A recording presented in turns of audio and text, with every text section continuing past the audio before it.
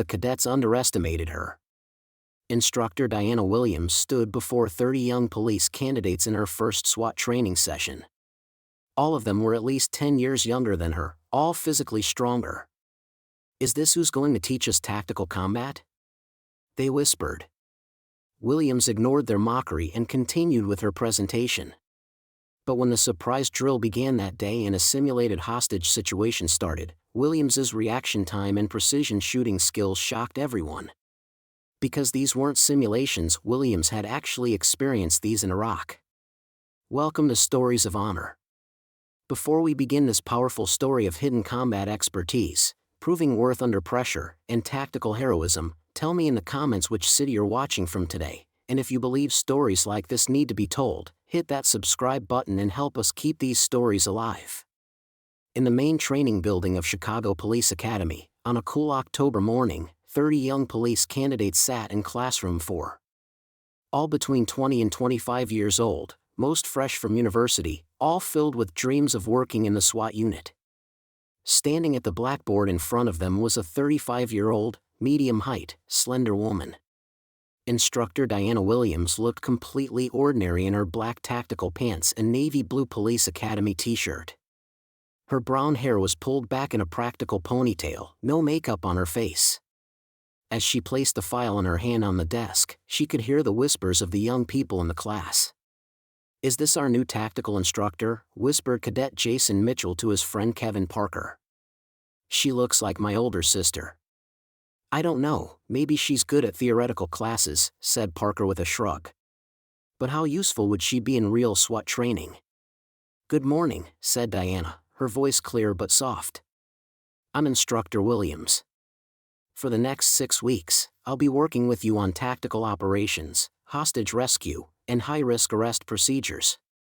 Cadet Tommy Rodriguez, sitting at the back of the class, turned to his friend Mike Santos with a smile. "High-risk arrest?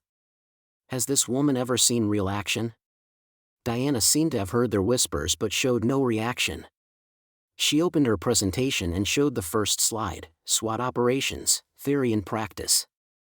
SWAT units, Diana began, perform law enforcement's most dangerous operations.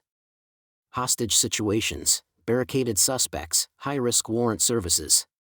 The smallest mistake in these operations can lead to loss of life. Cadet Jennifer Walsh, the only female candidate in the class, was listening carefully. But her male colleagues seemed less interested. Diana's academic approach wasn't impressing them. "The first stage of tactical planning is intelligence gathering," Diana continued. "The more information you have about the target, the more successful the operation will be." Cadet Mitchell raised his hand. "Instructor Williams, have you ever been in a real SWAT operation?" Diana hesitated. She hadn't expected this question. "I teach these subjects in light of theoretical and practical experiences, Cadet Mitchell. But do you have real field experience?" Mitchell insisted. "I mean, real gunfire, real danger?" The other cadets also focused on this question. They were curious about how Diana would answer. "It would be better if we continued with our subject," Diana said diplomatically. "Let's move on to tactical formation." This answer didn't satisfy the cadets. Someone from the back muttered, "So she doesn't." Diana heard but didn't react. Throughout the lesson, Diana explained tactical procedures, team coordination, and equipment usage. Her knowledge was flawless, her presentation professional. But the cadets didn't seem impressed by her. Most were whispering to each other instead of taking notes. "Tomorrow we'll have our practical exercise," Diana said at the end of the lesson. "Simulated hostage rescue scenario. You'll all come in full gear." As the cadets left the classroom, their conversations reached Diana's ears. "What can this woman teach us? She doesn't even have real operation experience. I wish Sergeant Mackenzie was our instructor." Diana quietly collected her materials. This wasn't the first day. She had been working at the police academy for 5 years and always saw the same reactions. Young male cadets approached her with suspicion. And Diana couldn't tell them the truth. Because the truth was too complex. She couldn't tell them that she had served 2 tours in Iraq, worked as military police in the 82nd Airborne Division, participated in urban combat operations in Fallujah. This information was classified, and besides, no one would believe it. The next day, at the police academy's training facility, the practical exercise began. The cadets were dressed in full tactical gear and looked excited. Diana came with a simple tactical vest and standard equipment. "Today we'll work on a simulated hostage scenario," Diana told the cadets. "There are 3 hostages inside the building, 2 armed suspects. Your goal is to rescue the hostages and neutralize the suspects." The training facility was arranged like a real building. Rooms, doors, stairs. Laser tag systems and blanks would be used for the scenario. "I'll divide the teams," Diana said.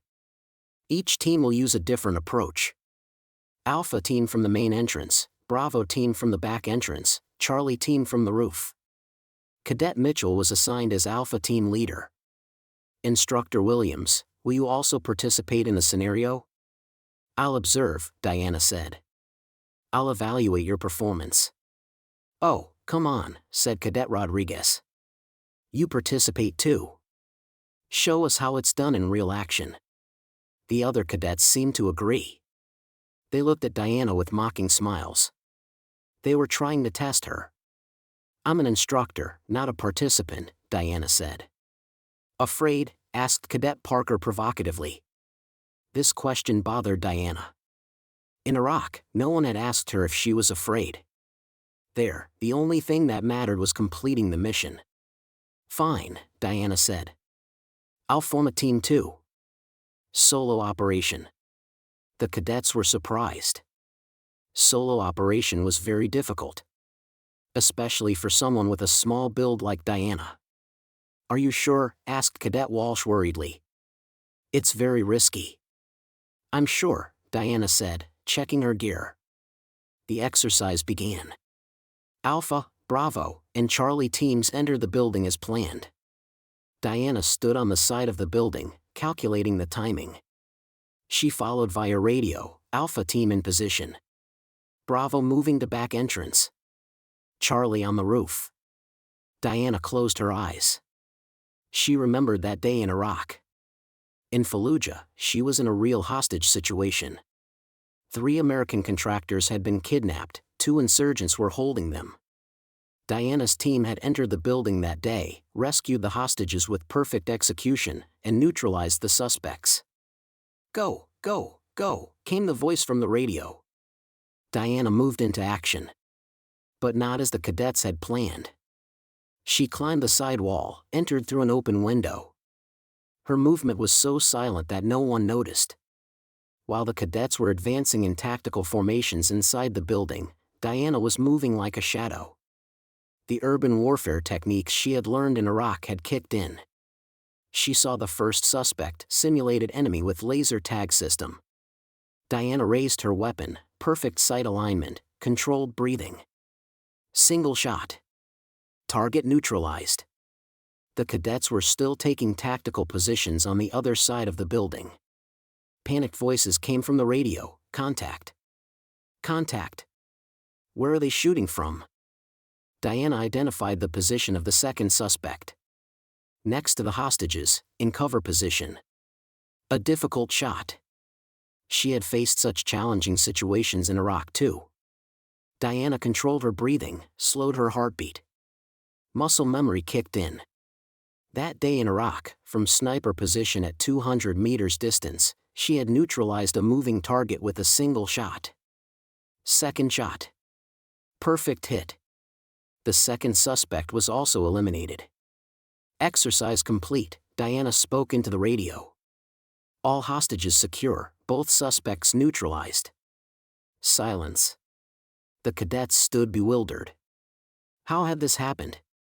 When she came out of the building, 30 cadets were looking at her. Mouths open, eyes wide. Diana's performance was incredible. Speed, precision, tactical awareness, it was professional level. "How did you?" began Cadet Mitchell, but couldn't finish his sentence. Diana, while cleaning her equipment, simply said, "We'll do a debrief." In the conference room. In the conference room, the cadets sat quietly. They looked at Diana with different eyes. "What you saw in today's exercise," Diana said, "shows how complex tactical operations can be. Planning, timing, precision, all are critical." Cadet Walsh raised her hand.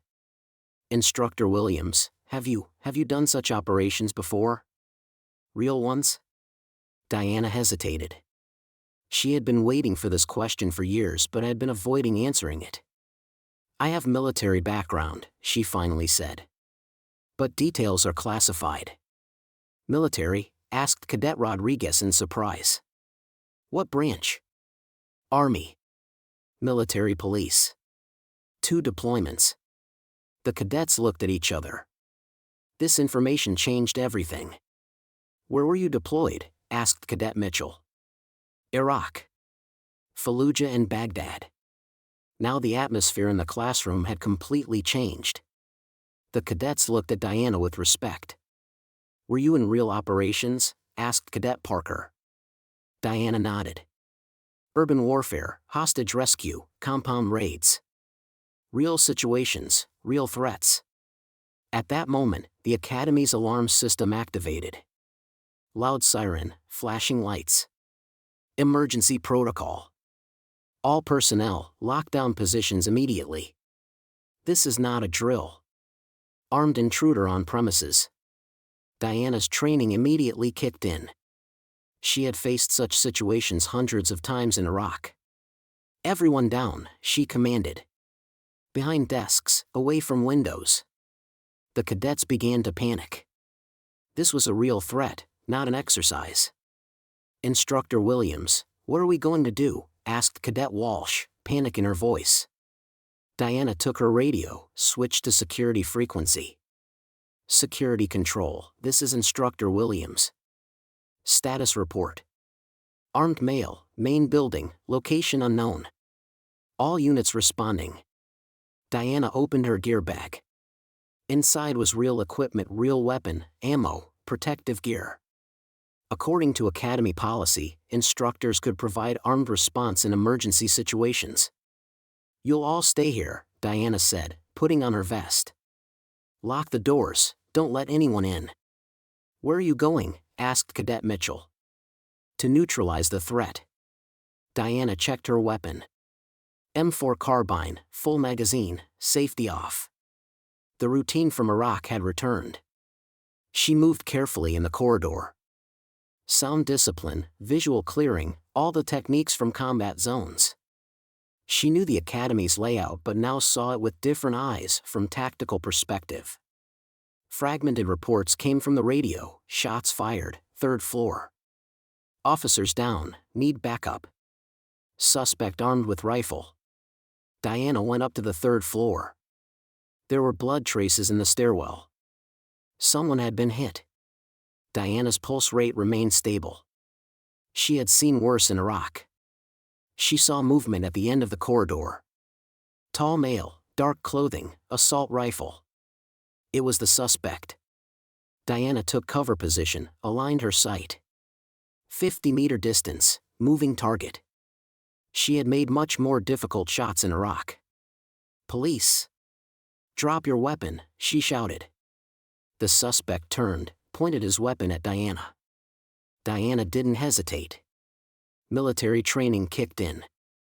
Single shot, center mass. Suspect dropped. Diana maintained her position, cleared the area. Textbook military procedure. "Suspect down, 3rd floor east corridor," she reported on the radio. "Area secure." When backup units arrived, Diana was still in tactical position. The responding officers were surprised when they saw her. "Who took the shot?" asked the SWAT commander. "Instructor Williams," Diana said, lowering her weapon. The commander was surprised. "You neutralized the threat?" "Yes, sir." Single engagement, suspect eliminated. The following hours passed with debriefing and paperwork. An investigation began, but Diana's actions were found completely justified.